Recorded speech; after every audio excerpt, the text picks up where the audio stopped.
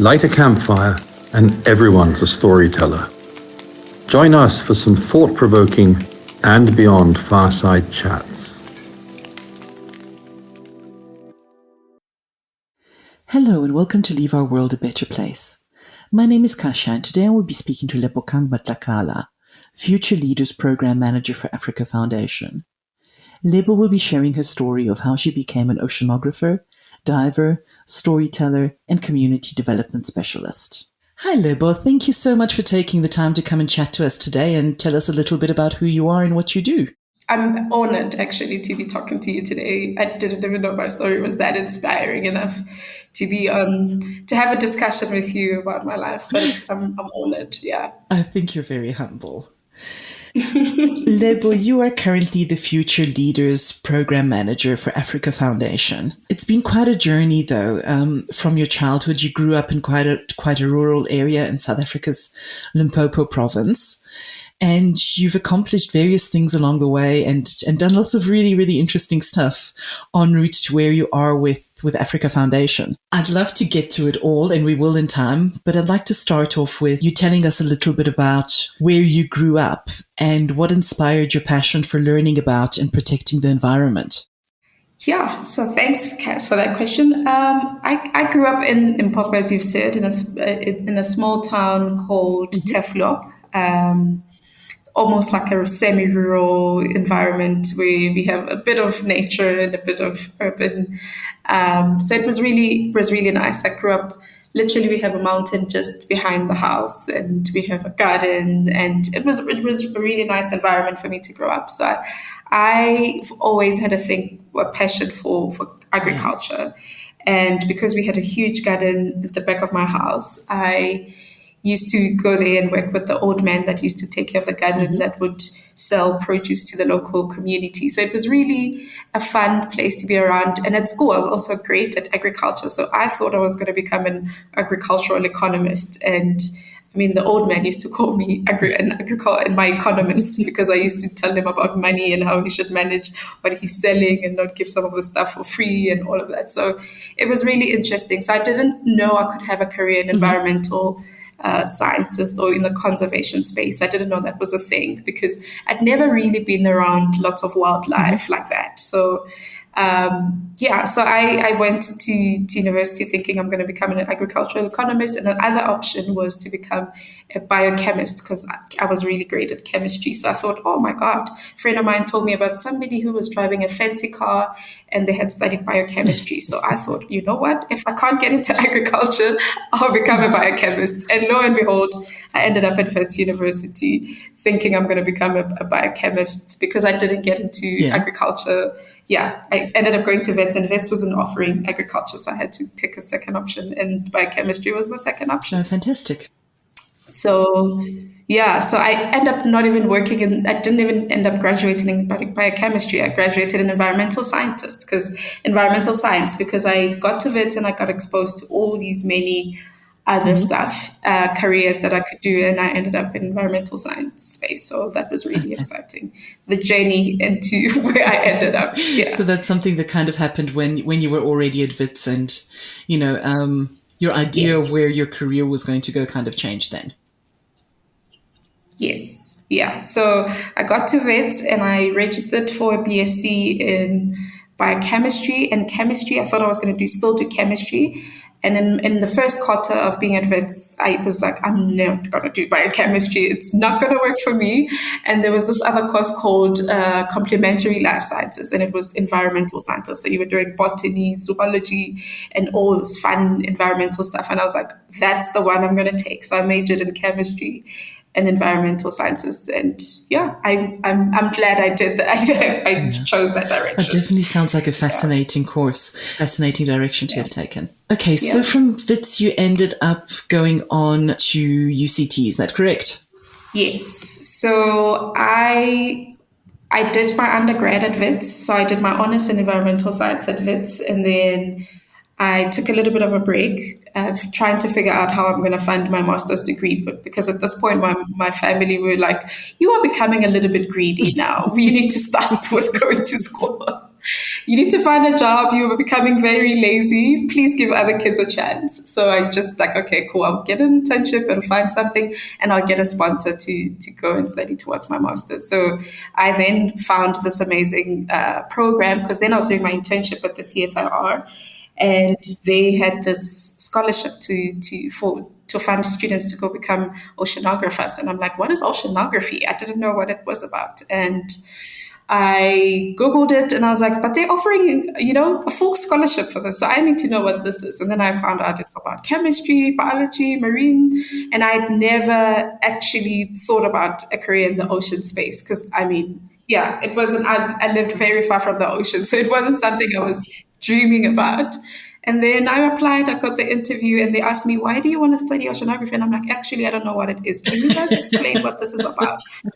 I know I want to have a master's degree. So I'm here for the scholarship and the master's degree, but I'm not quite sure what oceanography is about. So that's how they explained what the course is about. And I was still interested because it had, chemistry and environmental stuff and all of that. So that's still fun for me to do it. Yeah. So I went to You UC must have been very persuasive to actually to get that scholarship, even though you weren't quite sure what you were going to do with it. Sure. To be honest, I was actually shocked when I got the scholarship. And I was like, why did they give me this? Because I was quite honest and frank about what I knew and what I didn't know and why I wanted the scholarship. But it ended up quite well. I was glad. It was a 1-year program, and I had an amazing time. I'm glad I pursued it. It was out of curiosity as well, which is always how my life has gone. I'm like, okay, that sounds cool. Let's try it. And then turns out to be an amazing or a horrible experience, but it's an amazing attitude to approach life with, I think. So while you were at UCT, I believe you had the opportunity to spend some time on board a research vessel called the Mirabilis. That's Namibian owned. How did you end up there, and did being on board influence you and what you decided to do with your future?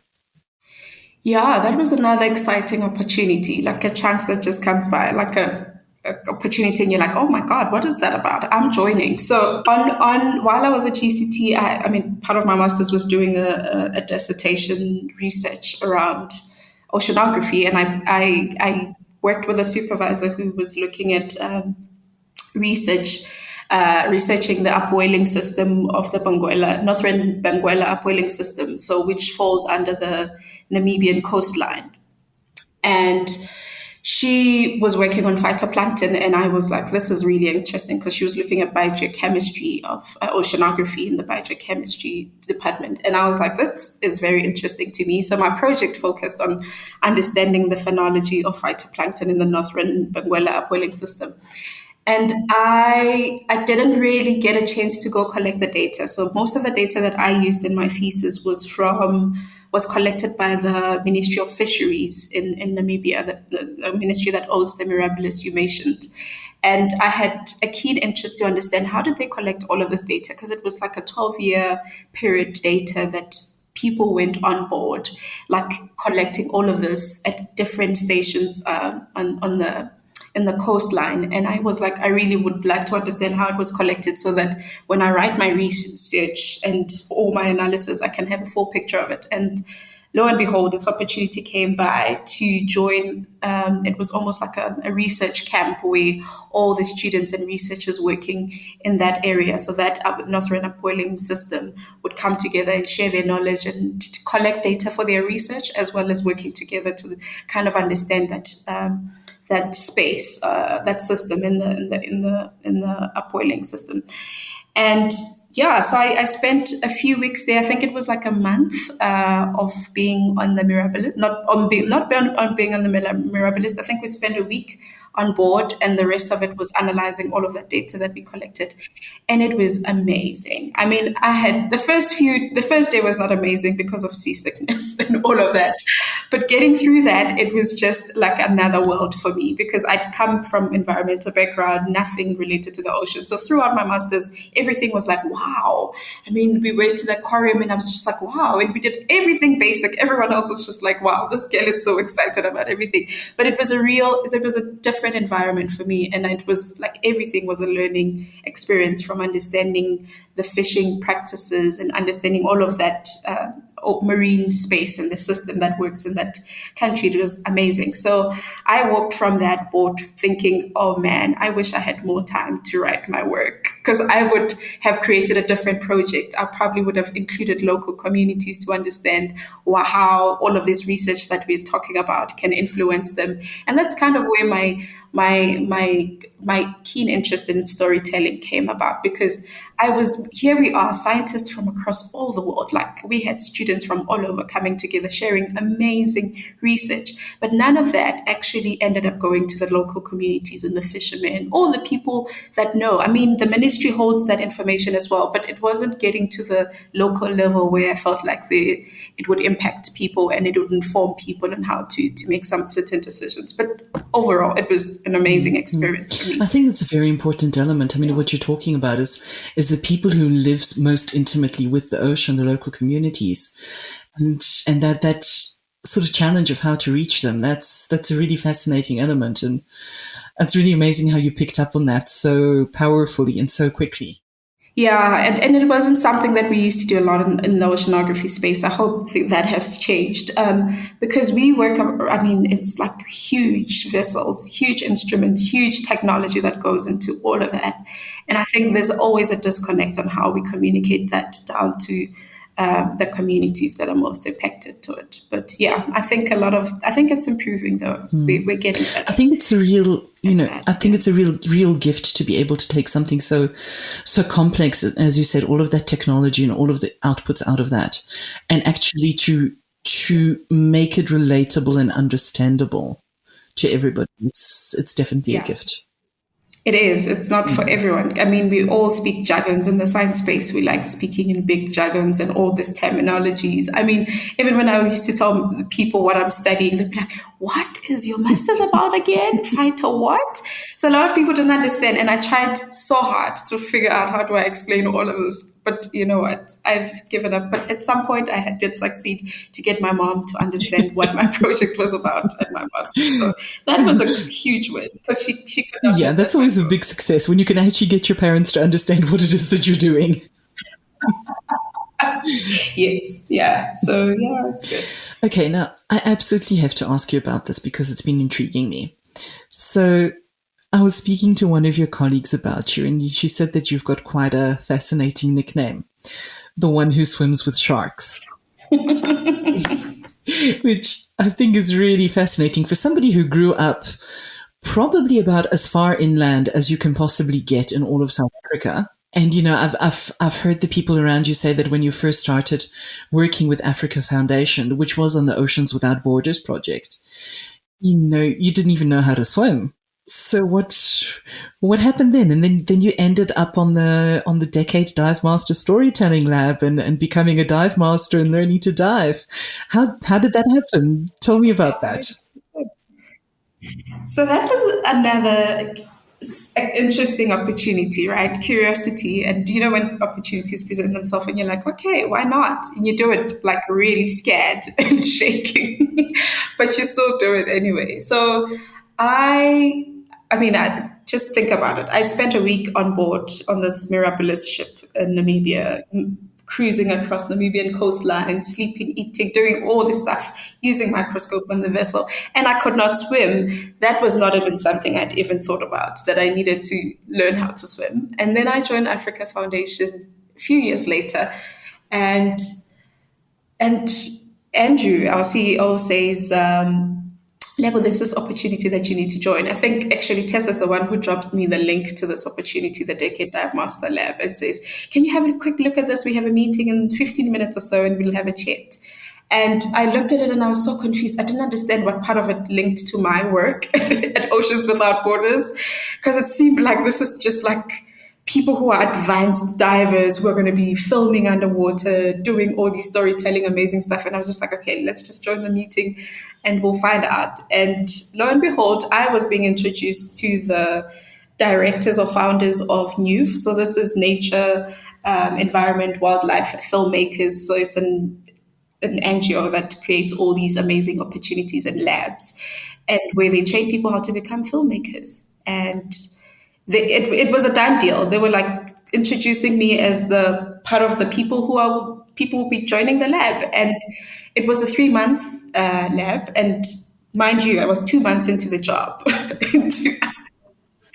And here I was being sent off for 3 months to go learn how to scuba dive without even knowing how to swim.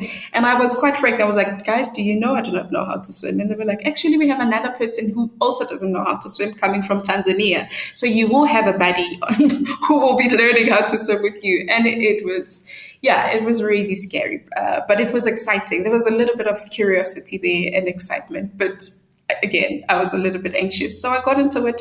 10 females from Africa who are filmmakers, storytellers, scientists. Some knew how to dive. 8 of them knew how to swim, and me and the other Tanzanian lady who was Nancy Iraba, did not know how to swim. So I had a buddy. I was paired with her from day one that you guys need to be buddies because you're the ones who are going to be learning how to swim while others are chilling and relaxing. And you guys are getting your swimming skills and then learning how to dive at the same time. So it was quite an experience, and I'm really grateful I did that. And again, I learned not just how to swim, how to scuba dive. I learned how to tell stories. I mean, it was another passion of mine. When I joined Africa Foundation, I was kind of frustrated at working in the science policy level where we are not really understanding what happens in the communities and the ground. And I mean, again, that back to that experience of me being in the vessel and feeling like, oh, this information needs to be trickling down to the communities that are most impacted by it. So I came to Africa Foundation thinking I'm going to be working with local communities, helping them on understanding marine conservation and, supporting all the amazing work that Oceans Without Borders does. And then I went into NUF and this decade dive master lab that trained me how to become a science communicator, because I'm sitting with journalists and filmmakers and they want to understand, why does a coral look like this? Why does the ocean look like this today? And here I had to explain, I had to make sense out of all of these things and make everyone understand the ocean. So it was a really amazing experience. It sounds like a truly intense experience. I mean, I can only imagine what having all of those skills and all of those experiences thrown at you in such a short time period must have been really overwhelming. Yeah, I can tell you, I walked out of that situation out of that 3 months, not knowing who I was anymore. I was like, what is happening? I don't know myself anymore. I've become this person who dives, who swims, who finds, who spends time underwater. And what one interesting fact is that a lot of people didn't know I had studied oceanography. So I was sharing most of these stuff on my Instagram, and people from my childhood, they were like, what? You, of all people, you were scared of the pool. You were be the one standing the furthest from the pool. And here you are swimming with the ocean. But it was a really amazing experience. But how amazing to take all those things that you learned about for years and actually see them with your own eyes. And even better, the opportunity to film underwater. I think that is the best and the quickest way to actually explain to somebody who's never been under the ocean, who's never been diving, to actually show them that kind of footage. I think it's got immense power. It's mind-blowing. It's impactful on another level. My first dive, I was scared, but I walked out of it crying because I was like, I had not realized I'd not seen all of that stuff underwater. I didn't feel the need to go down. But of course, working at Oceans Without Borders, it was going to be a limitation of mine. I'd work with this team that restores corals, that tags sharks, that deploys receivers underwater, but I'd never be able to, join the team that's doing all of that or be part of that.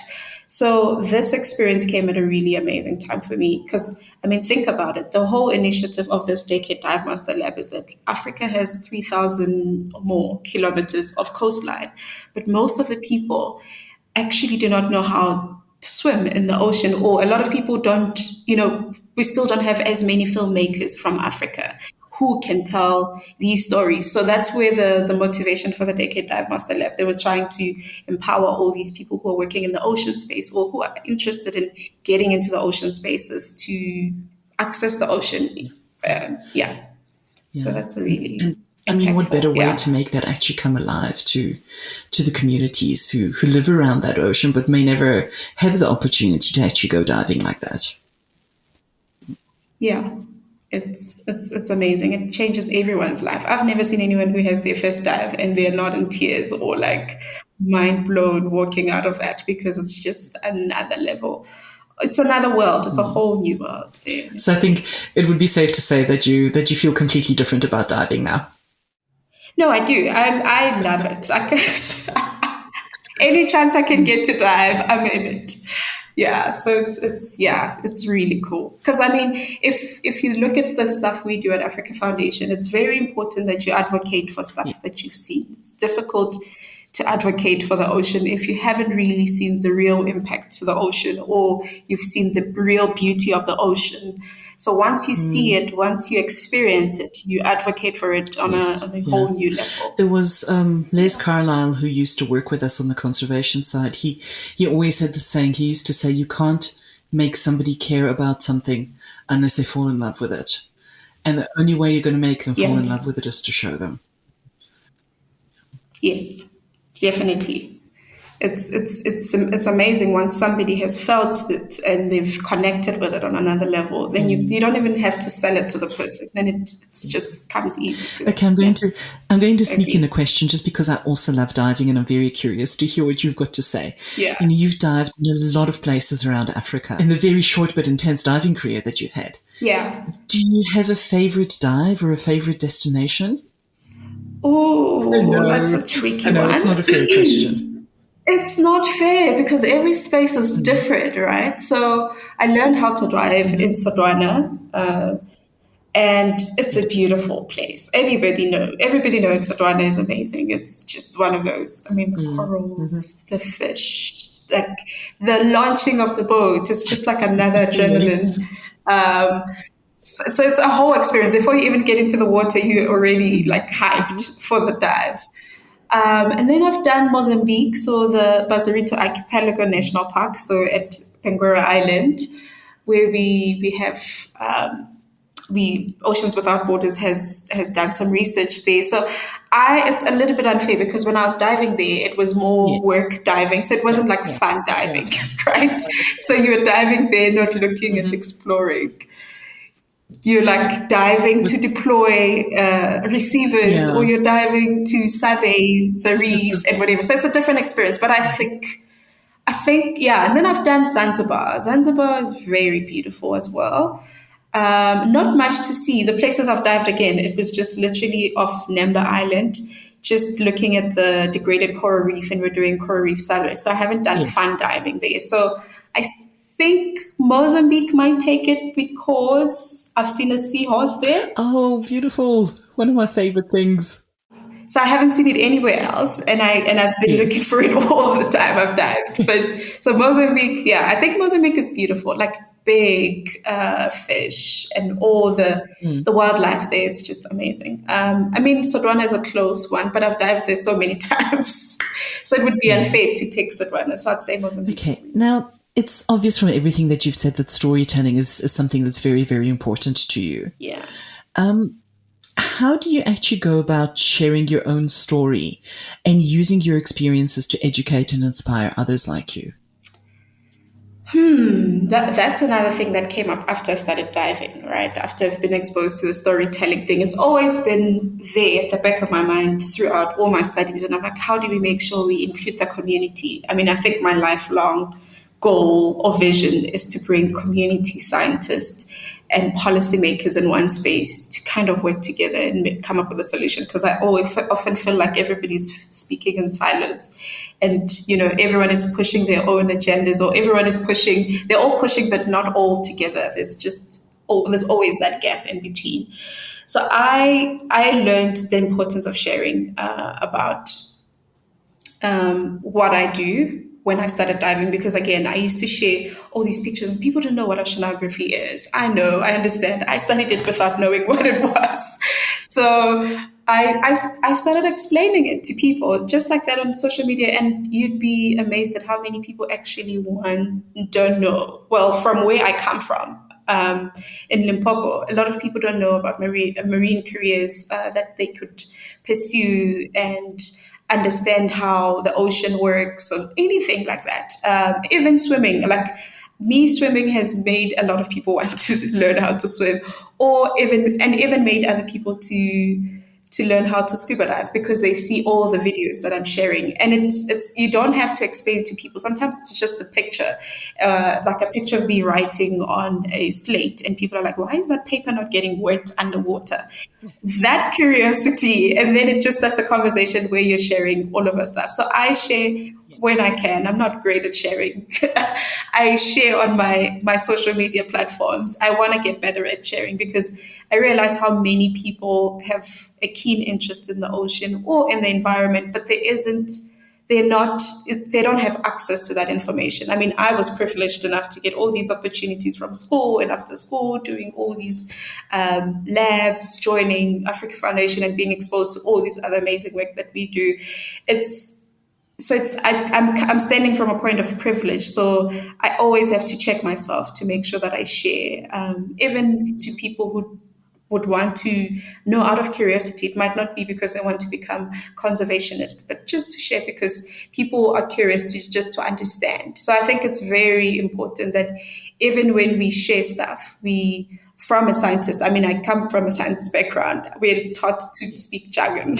We're trained to speak jargon. So when you understand how much you're not making sense to anyone and it's not helping you speaking all this jargon, you learn to kind of figure out ways to learn how to communicate. And I was part of Oceans Without Borders social media. What is that? Writing social media posts there, which really trained me to tone down my science language to try and communicate things to the broader audience. It's a really good skill to have, that you need to learn how to communicate things to people who are not coming from that background. And it makes sense because other people can then take it to a next level. Like people who are amazing, like at the marketing team we have, they're able to understand it and now take it to the next level and the broader audience understands it. Yeah. Yeah, I think that actually really brings me well into the next thing that I was going to ask about, which is kind of levels of communication and pitching communication. I mean, obviously you've got really impressive qualifications behind you. You've got a great track record and you've spoken at global conferences. You know, I know the team that you were part of received an award for the best wildlife and conservation documentary at, I think it was Sunnyside of the Dock in France. You've worked as part of your functions, you've worked with the Ministry of the Blue Economy in Zanzibar. So there's very much that sort of that very high level when you write scientific papers as well. And there's a specific kind of pitch for that. But at the same time, as part of your current portfolio, the Future Leaders Program, you're an advocate for the Eco-Environmental Education Program, which is a lot more basic and targets primary schools and high schools. So how do you balance those two? And how do you ensure that you're able to communicate effectively at both levels, or whatever level it is that you're currently pitching at? Yeah, that's a really good question because, I grappled with that in the beginning. Tone down the science, understand your audience, and then figure out how to communicate. And I think what I've learned, one of the biggest lessons I've learned is pictures, right? Pictures you don't have to write anything on pictures. Pictures grab everybody's attention, from kids to elders to adults. Everybody will respond to pictures. And so that's how I've learned to try and communicate what I'm saying. Like less words, more pictures. And then you can speak to pictures because a picture can tell a story. You can just put a picture and you don't have to say a lot of things. And you've mentioned of all the stuff that I've been doing. And all of those are kind of outside of my normal space of talking to scientists, presenting at a science conference where we're all talking about science. And it's now talking about how do we make science accessible, or information or knowledge about the environment accessible. So the pitch that we won was for a film that we're working on to educate people about what our experience has been as those 10 females that were part of the Decade Dive Master Labs. On what was our experience on what was our experience of exploring the ocean, and what did we learn, what was amazing. And that's another way that you you expose other people to learn about the ocean through film, right? And then with the eco program, what we're doing with the Ministry of the Economy in Zanzibar is we have been doing eco lessons through and beyond game ranges. That take guests on game drives, and they used to take kids on game drive, and that's how echo came about, right? From getting those Yes. kids that are living within these communities next to these amazing conservation landscapes, and they get access into these parks, and they get to explore the wildlife, and it's impactful. I've never been on a game drive until I was in varsity, and I was there to do research. It wasn't for fun. I was there to collect data. So and still I was privileged enough to have been on a game drive, because I have some of my team members who are supervisors, who are at supervisor level, who are part of the eco environmental education program, who have never been on a game drive. We're about to fix that in the next 2 weeks. All of them will be able to experience that, and it's amazing, right? You can talk about it, like I said, but you can show somebody and they'll feel it, and you never have to tell them about it, because then they'll be an advocate for it. So I don't know how I find balance, but I think I've learned a few tricks on how to communicate. Like, even when we were communicating with the Ministry of Blue Economy, these are people who are working in the marine ocean space. They are trying and educate people across Zanzibar marine protected areas on how to protect the environment, how to manage their resources. I mean, these are communities that are reliant on tourism and these marine sources. They're coastal communities, right? So we are working towards, how do we make all these science that is coming up from either Oceans Without Borders work of restoring the coral, how do we then turn that information into educating school kids to understand how Yes. it's important to take care of our ocean or not to pollute the ocean, and all of that. It's basic information, but it needs science behind it to back it up, because Yes. they also are learning, because some of them come from a science background, and they're learning, how do we communicate it, how do we tone it down, how do we make it accessible to everyone, because it's exciting once everybody can understand all the impact that they're doing. So Yeah. it's a learning journey. I've learned to use more pictures to remove jargon from my language, over explain as much as possible. But it's been a real experience. It's been an exciting opportunity for me, because I mean, these kids, some of them live literally next to national park. I mean, we're talking even Kruger National Park, which is where we're Yes. working with 51 schools around Kruger National Park. Some of the kids have never been. Some of them at adult level, they've never been inside the park. So you can understand, when we're talking issues of poaching, we're talking issues of, I don't know, we're talking conservation. We're not going to get as many people with conservation who want to go into conservation careers, not because they don't want to, but they don't know it, right? Yeah. And they don't understand it's a career opportunity. Just like I didn't know I could become an oceanography, because I didn't know it was a thing, right? So we're Yes. exposing these kids to environments that they're already living within, and we're also teaching them, how do we best take care of it. And it's always amazing to see them go through that experience, because they come out of there like excited, like they tell stories, and they become advocates in these communities, because then they teach their parents, their sisters, their brothers, do not do that, Yeah. protect the ocean, protect wildlife, and all of that. So it's yeah, I'll stop there, because I can go on and on. But I think what I hear you saying is that what's crucial about the Echo program is that it's not just a classroom thing.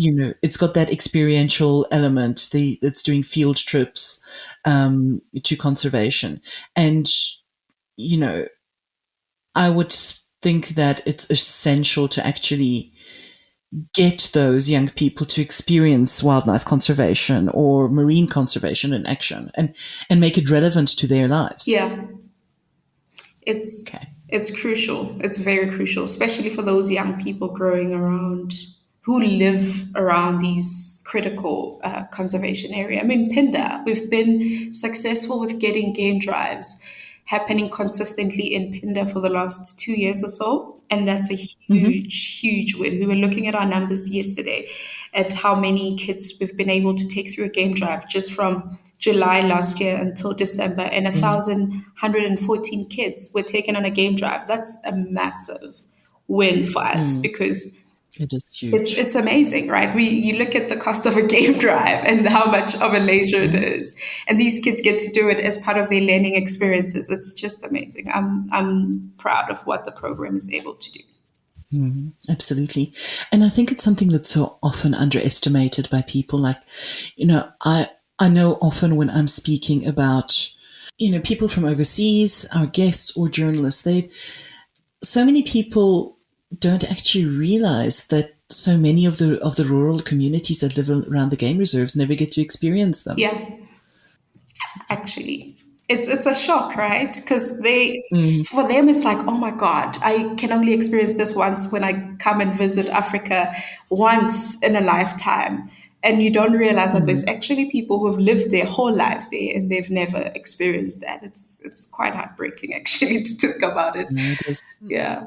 Another thing I'd like to sort of briefly chat about is education, and obviously that's something that's very important to you in your life. You've obviously had a drive to get out there and to get as educated as you can, and I think scholarships have also played a part in that role. And personally, you've made the most of every single opportunity, obviously. Yes.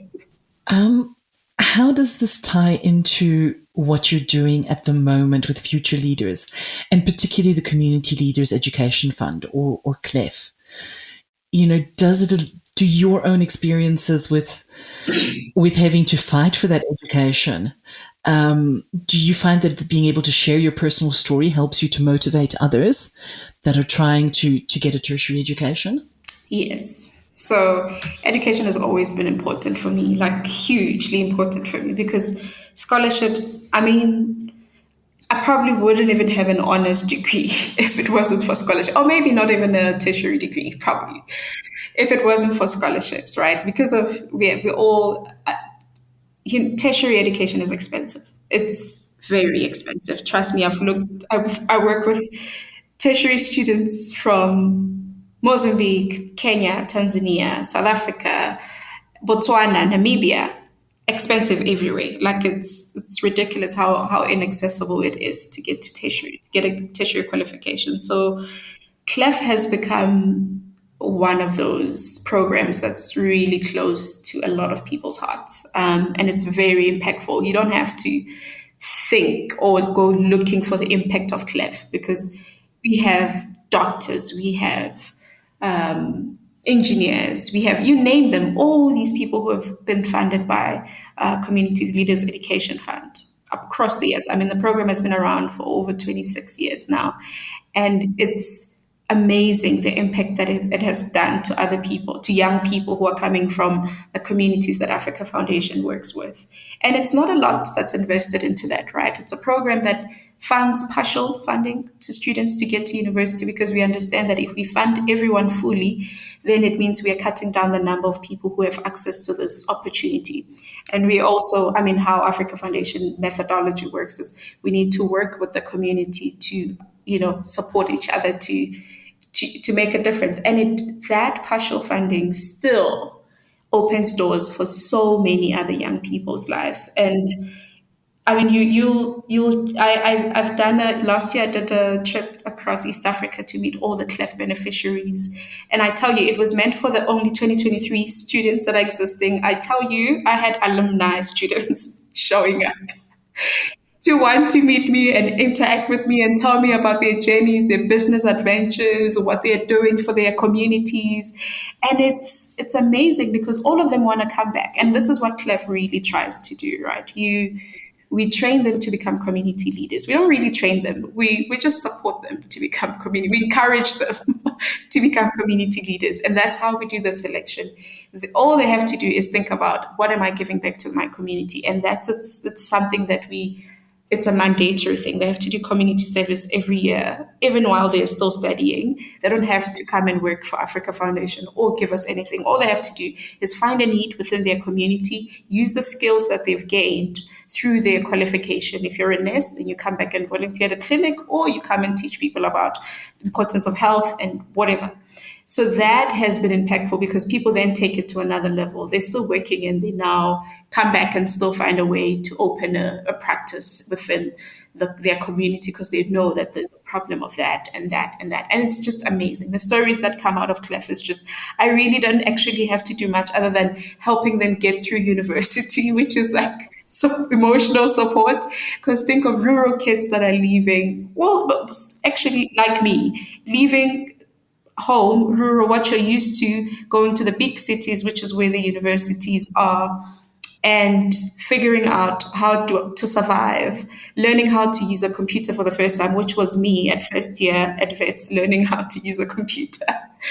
And a lot of them are like that. So it helps that I've been through that and I understand completely. Some of them, you see them in the interview when you meet them when they're coming for Clef interviews, that this one I need to give more attention to. This one I need to follow through this way. This one, and these are kids that are coming out of matric with distinctions. Like we had one student this year with 7 distinctions, and I think their lowest mark was 93 or something, and amazing potential that is coming out of these communities. So all you have to do is just hold their hand and help them transition into the university environment, encourage them to give back all the stuff that they're learning, the skills that they're learning to their community. And you know what? They come out even better and they come back and help their community. So Clef has been really amazing program for me because then these are people who are passionate. We don't even tell them what they have to do. We're not saying you have to study this. They choose their own careers and they become community leaders in their own rights. So definitely, that whole aspect of coming back and giving back to the communities, I think that ties in very much with the idea of mentorship. Have you had mentors yourself throughout your career? And also, do you feel that you are a mentor and an inspiration for others? And how would you go about mentoring someone? That's a really interesting one. I haven't gone out to look for mentor for myself. I should have. But I know the power of mentors. But along the way, I've had people who have vouched for me, who have taken a chance, who have advised me, who held my hand through everything. I mean, Africa Foundation, Tessa Hampson was one of them, Andrew Fenter. All actually, these are people I work with and they see potential and they're willing to support you and they direct you on how to do that. And it's crucial. I think everybody needs a mentor.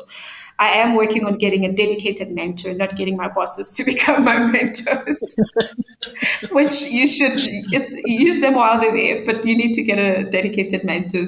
Because then when I look back, all of my other advices that I have are all people that I've worked with before who have managed me in some level or another. But I think it's very important. I am a mentor because I run Clef and I work with students. And I also work with other young people who are running the ECHO program for us in the schools. So these are graduates that are coming fresh from university and we place them in these schools to deliver environmental education for us. So I actually have to be a mentor because it's a crucial period of your life. You're graduating fresh with ideas. You need somebody who will be able to direct you or see what direction or what you're blooming into becoming or where you have potential and direct you into that direction, which a lot of us don't get parents who are very invested in us to look at what our interests are and mentor us and hold our hand through that. So you end up mentoring a lot of them. I just got one message yesterday from one Clef graduate who sent me his certificate and was like, now you need to help me find a job. And I was like, wow, actually, I have been looking for opportunities for you. Because it comes natural when you see potential. You don't have the choice but to support. You get invested in those people. Yeah. I know. And I think especially the communities that you're dealing with, I think a lot of the parents, even if they are invested in their children, they just don't have the skills or the life knowledge to actually become mentors to them. Yep. Mm-hmm. It is a challenge. It is a challenge, and it doesn't come easy to everyone, right? Yes. It's something that you either have it or you struggle with it. So I don't know. I think a few other people really care about individuals beyond just somebody, what they can bring to their work. But a holistic human. Yeah. Yeah, absolutely. Lebo, you have such an amazing approach to life that, your curiosity and your willingness to take on challenges, and just the energy that you've got, it's really, really outstanding. How do you keep it up? What inspires you to keep achieving? And what do you think is next on your own personal development journey? Ooh, I wish I could stop, but thank you for that. It's a huge compliment. I don't know. I've always been curious. Again, I follow my curiosity and I see where my interests take me, and then I take whatever chance I'm given and I grab it with both hands and try and make the most out of it. Um, and then I've learned to bring others, open doors for others. Once I've made it, now I'm like encouraging others to get into it because now I think it's amazing. I think what's next for me is, I don't know, I can't believe I'm saying this out loud because this is a question that's been coming up from every one of my friends, every one of my supervisors, bosses, saying, when are you doing this? And that is pursuing a PhD. So I am now pursuing PhD this year. That's my new adventure. It's a long haul adventure. But I'm excited. I've been pushing it back for a couple of years, saying, I'll get into it, I'll look into it. Oh, let me take a break. Oh no, I'm still figuring out what clef is about. Let me figure out what echo is about. Let me get it to this point and then I can, but there's never a perfect moment. So this year I just bit the bullet and I said, I am doing it. So I'm pursuing a PhD. I don't know the details yet, but I know I have applied for a PhD and I am starting this year. Well, that's a really ambitious undertaking, Yeah. considering everything else, a full-time job and not just a full-time job, but a really demanding full-time job with lots of people wanting your attention. But I kind of get the feeling that you're going to be excellent at it anyway. Thank you. I need that. At this point, I think I'm going crazy doing this, but you know what? It's going to be amazing. Thank you, Kaz. I hope it will be. I hope so. No, I've got no doubt. I can feel the dedication coming from you. Thank you. I hope I can survive it. It's not an easy one. It's a long-term commitment, but I think there's no better time than now. Lebo, thank you so much. I've really, really enjoyed chatting to you and getting to know a little bit about your story and some of the projects that you look after. And it's been really, really fascinating. Thank you so much. Thank you so much. It's been lovely going down memory lane with you. Thank you so much. Thank you for listening to Leave Our World a Better Place. Don't forget to subscribe to make sure that you never miss an episode. If you'd like to find out more about And Beyond, please log on to our website at andbeyond.com.